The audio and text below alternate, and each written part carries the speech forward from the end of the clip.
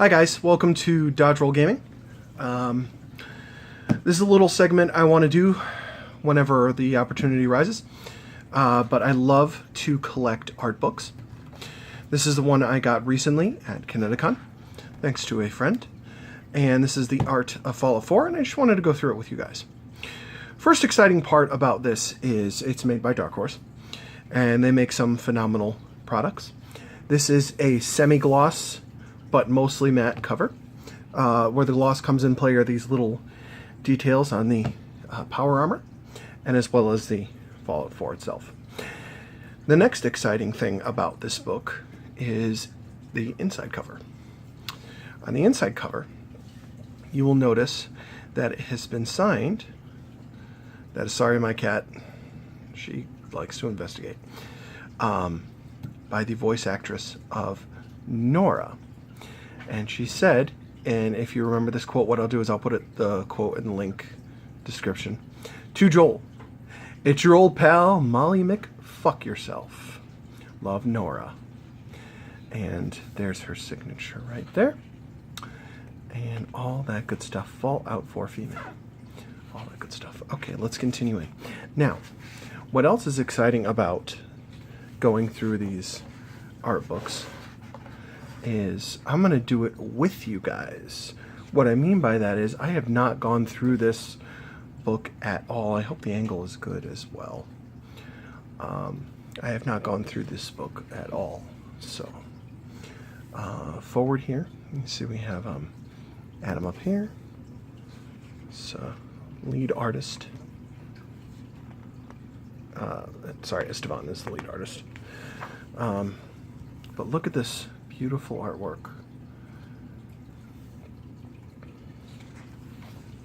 And pre-production information, logos, power armor, all that good stuff. So what I love collecting art books for is conception art. I like to see where the artist's ideas came from, which direction they could have gone, things of that nature. I love the way things look. You know, in the beginning my cat is playing with my Optimus Prime, so sorry if I freaked out for a second. Here is an actual idea of what the Pip-Boy actually looks like, pieces and all.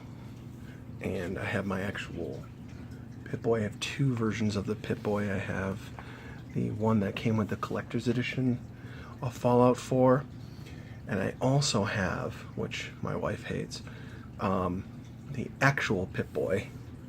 It's Bluetooth, costs about $300. It's got a working screen, all kinds of goodies in there. Look at that. That is bananas. I love this stuff. I love this type of artwork, this almost Renaissance-esque artwork. Even the pages are well made. They're very thick. They're very well made. A little bit of concept scenery here for you. Again, I apologize for the glare. Hopefully you can see it well enough. Well, this is Charles River, excuse me, or Charlie River, some people call it, and Diamond City. Diamond City's right here. That's really cool. Let's skip ahead a little bit. So we're going into, this is different locations, so this is like, you know, the wasteland color studies. So apparently, and you know what, this isn't very apparent. Well, no, it is very apparent, is that they did color studies for everything so that you get a certain emotion or something. It's very interesting if you get a look into what color theory is. And as you can see in the bottom here, it says pre-productions. But yeah, they always do like color theory, to utilizing color to portray emotions and whatnot. So these are character boards right here, picture, real storyboards, which is really cool. You know, it has Nora and family, and they're going through the whole thing with the Vault Dweller, or Vault-Tec, and all that good stuff there. That's really cool. So now we're on to the cryopod abduction. But it's weird, there's the baby, but I guess this is supposed to be, that's interesting. He's in an actual costume instead of, you know, vertebrate gunner scene. That's awesome. I love that dog meat's right there. See, that dog meat's like one of my favorite characters. He's my favorite companion, which is, I think that's a common thing, but a lot of people really like Nick Valentine as a companion, and he's a great character. I know a lot of people to like Kate, but me, I'm a dog meat kind of guy. I wouldn't have anybody else with me. Don't get me wrong, I've done 23, 22 playthroughs of Fallout 4. You should see how many I've done of Fallout 3 in New Vegas. It's a little unhealthy, but I've done everyone's backstory, and I was thinking about this a few days ago. I didn't do Kate's, which is very weird because Kate has a great story. All the characters have a great story. Not a lot of people venture out with Strong, but McCready is also a very good backstory. If you're an old-fashioned Fallout guy like me, and you know about Little Lamplight. See, this bothers me though. I have like super OCD, and I'm a perfectionist, and I've never opened this book, but there's a dent right here. Bothers me. Just bothers me. So this is the world itself. We're going to skip through a little bit here, so this way you can get just a good idea of this amazing book. Now, this book was only $30, and if you look at the quality of, look at that, all the different weathers, different types of Radstorm. Now, I don't know if, because I've only seen really this Radstorm. I don't know if I recall any other different Radstorms, but still, Radstorm. Weather effects, all kinds of good stuff. But this shows you, like how good of a quality this is. And this is only $30, keep in mind. And a lot of books that are half this quality I've seen for $80, $90, even $100. But, oh, look at that. That's awesome. Trinity Tower. There was a funny story about Trinity Tower. They wanted to do Diamond City vertically, so they planned out all the different floors and things like that, but they ended up changing it. I don't know the reasoning behind it. I heard maybe it might have been too difficult or something of that nature, but then they turned it into a quest, like a place you can go for a quest. But Diamond City was supposed to be vertical. Gives you something to look forward to for Fallout 5, perhaps. Let's move on ahead here. The Memory Den. Oh, this is Good Neighbor. I love Good Neighbor. Oh, wow, look at that. All these, see, watercolor is one of the most beautiful forms of art, even though I'm a charcoal artist myself and I prefer oils, but watercolor, color pencil, all gorgeous. I think I don't have to hold this half. Oh, yeah, I do. All right. Oh, wow. Exploring ruins. Oh, these are skylines. That's a good idea. These would be fun to draw or paint. That's really cool. Boston of the future. Color study. So you'll find that it's mostly turquoises and reds, whites. Mostly turquoise. Because they were trying to bring a color to Fallout 4. Because if you're familiar with any of the other Fallouts, which I hope you are, you'll find that they're either in oranges and browns, green and browns, and Fallout 4 is very different, and I don't think it gets enough credit for that, how different it is, because, sorry, I cut my thumb open this morning. I was making a sandwich, and I was cutting. I was like, I know I'm going to cut myself, and I did. Whew, that sucker was a bleeder. Anyways, so Fallout 4, I don't think it gets enough credit for being the first Fallout to have such amazing color. So here we have the castle.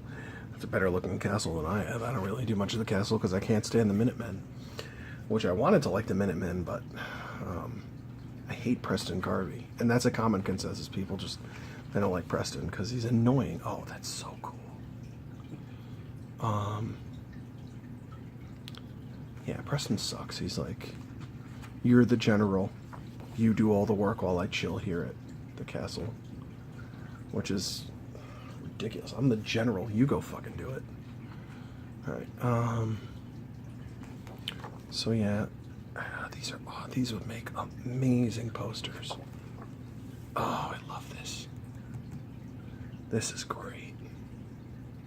I worked really hard to, also, by the way, just a little side note, these little circles that are in the power armor, they really need to make it so that you could see the chains going to the editing thing, because that's a nice sense of realism, because you don't realize how freaking heavy those suits are. So, oh yeah, pre and post diner, pre and post.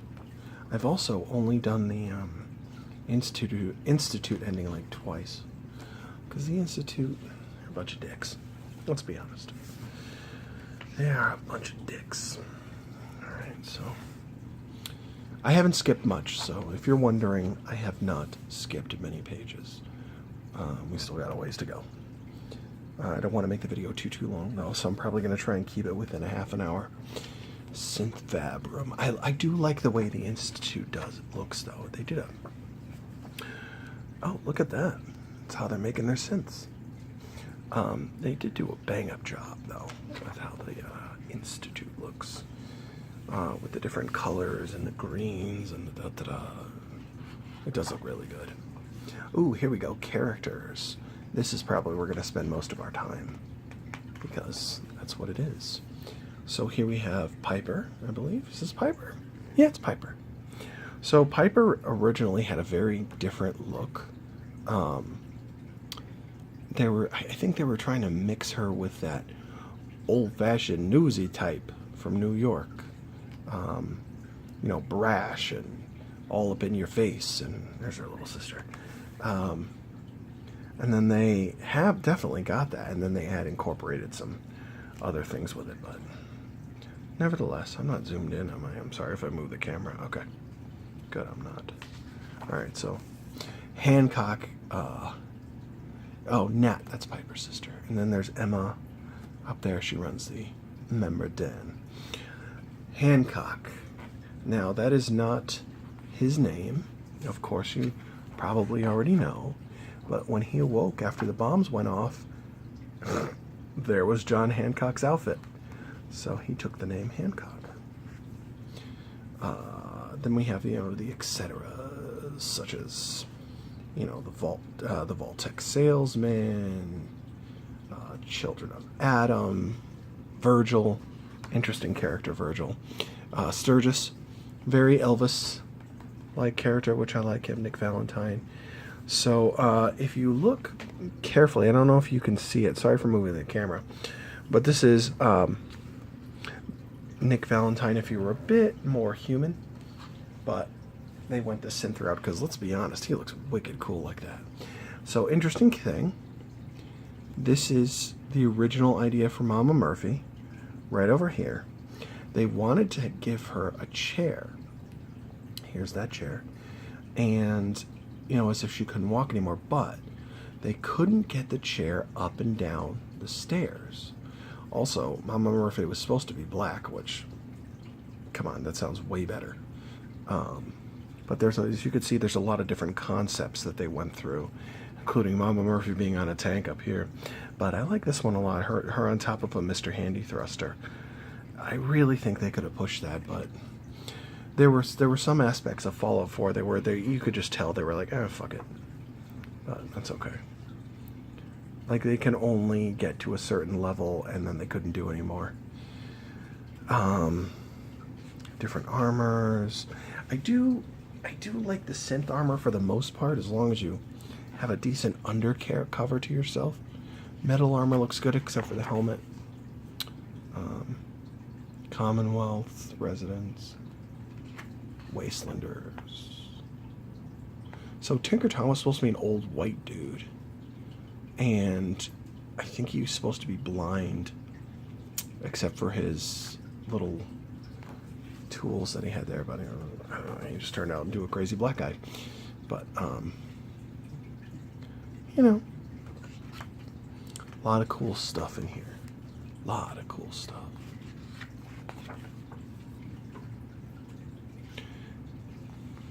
I have a really deep love for the 1950s. I really do.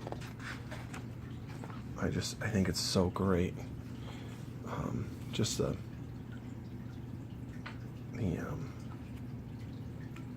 atmosphere, the food. I don't know, just all of it. But I have an even deeper love of the 1920s. So. But they call it retro nowadays. But here we go, some power armor stuff. XO1, T51, T52, T60. I think that is. No, this is T51 over here, and this is T52. Oh no, this is T45. You can tell by the leg. Here's the T60 power armor over here, and the XO1 power armor. This is a lot of people are saying this came after the bombs dropped. Much stronger armor. I love XO1 power armor. I'm not a huge fan. I mean, mostly you see, when you think of this face right here, you think of the Enclave, which doesn't really exist anymore, I don't think. Coursers, I think they could have done a better job on. They're supposed to be literally like the Terminator. They just come in and get shit done creatures. Here we go. And I think they messed up. They could have had more coursers running around. But I gotta say, with this game, they did a great job on the monsters. Just evolving into different things, like, giant mosquitoes and hermit crabs and different versions of the Mirelurks. Gotta love the Mirelurk Queen. She's really cool. Oh, you can see where like the stuff came from. That's pretty cool. Mole rats. Oh, excuse me. Death claws. And there's a bunch of different types of death claws too, which are really cool. I believe these are resin models. I think.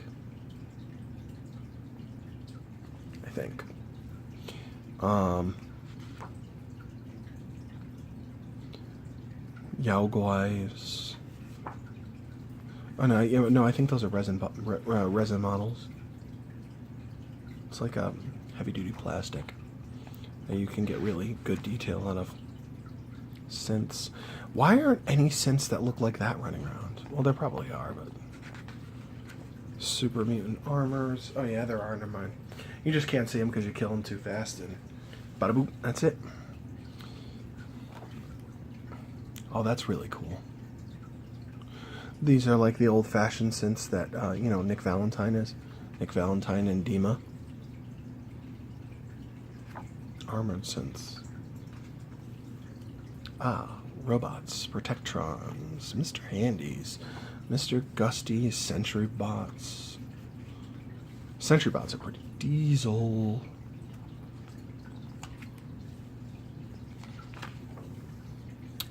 Also the Assaultrons.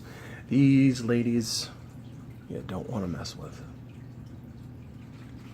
I don't like the Assaultron. Liberty Prime.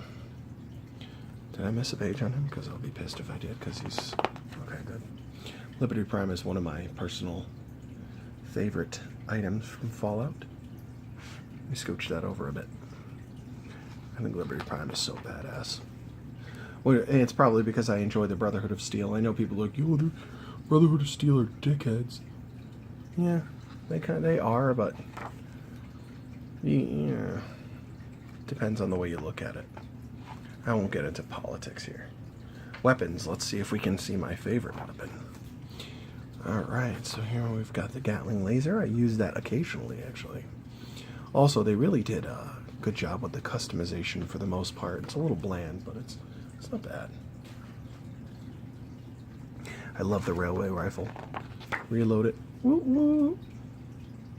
I don't think I've ever really used the junk jet, to be honest with you. Maybe I did once or twice. Double barrel shotgun, pistols. See, now, mostly, I'm going to skip ahead a little bit because I'm going on 22 minutes. Mostly, oh, that's cool with the laser. Mostly, I am a big melee person. I use my favorite character, Fish Jefferson, and here is his weapon, the shish kebab. My personal favorite weapon in Fallout.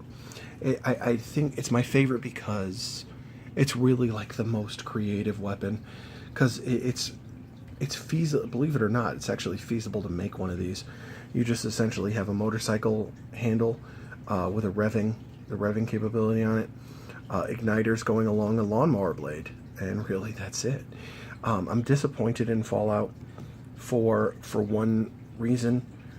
With the shish kebab, in regards to the shish kebab, is in Fallout 3 and Fallout 3 New Vegas, you could get a skill called Pyromania or Pyrotechnics, or yeah, it's Pyromaniac, which will increase fire weapon damage, and I was invincible with a shish kebab. So, not in this game. That's okay. I could still use the shish kebab as long as it's still there. The super sledge was a great. It's up here. The super sledge was a great. They did a really good job with that. Vehicles. Ooh, yeah. Well, I don't know why they're talking about vehicles. I guess just so you could see what they used to look like. I'm sorry if I'm going a little fast here. I said keep it into 30 minutes. The Pridwin. Now, I'm not going to spoil it for you here, but take a look into history. And you should really look into where the name Pridwin came from. Check it out. It's pretty cool. So yeah. Oh, that's really cool. Yeah, Liberty Prime is so awesome. If you've never done the Brotherhood of Steel route, you really should. You owe it to yourself to see Liberty Prime chucking nukes, yelling racist Chinese slurs. Probability of red Chinese victory. Impossible. One of my favorite lines that Liberty Prime says is he's, I will give you a second here. Ooh, set dressing. For spoiler alerts. Look at the, did you see the color on that? Spoiler alert in 3, 2, 1. As Liberty Prime is burrowing his way into the Institute with his eye laser, which is so cool. There's a line he says as he's digging, as he's walking away and he's getting ready to blast. He goes, soil composition, gravel, dirt, and communism. And I think that's so funny. All right. So these are just bits and bobs and gadgets and what the Pip-Boy like, 1 through 6 looks like. Oh no, I'm sorry, that's the first Pip-Boy. I believe there have been 6 Pip-Boys. That's the first Pip-Boy right there. That's pretty cool. That's something you didn't know.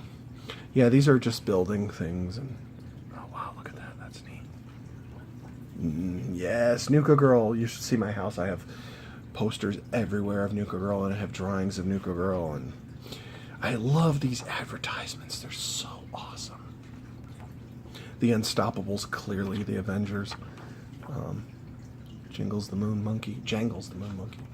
Blast Radius the game. I have this poster in my bathroom, actually. I have a lot of these posters. And then you get a whole... Just, you know, these are the posters you can hang up and in your decorations and stuff. Fun fact, some of these are producers and stuff like that, which is really cool. I love this one of the kitten and the rocket ship. I love that. The comic covers, things like that. Beware the Manhandler, Grognak the Barbarian. Yeah, so these are all comic book covers and things like that. So that was, oh, look at that. There's the whole team Bethesda Studios. Those are all the people that make your love of Fallout a reality. So, and we'll end with, I'll slide this over so I'll do my closing with this. Oh, excuse me. And we'll end here with that. Thank you guys so much for watching. If you want to see more of these art book videos, let me know. I have the Persona 4 art book coming in a few months, and that's very exclusive. Not a lot of people are going to get their hands on that, and I got my hands on one, so expect that when it comes out in a few months. And please like and subscribe, and as always, thanks for watching. See you later, guys.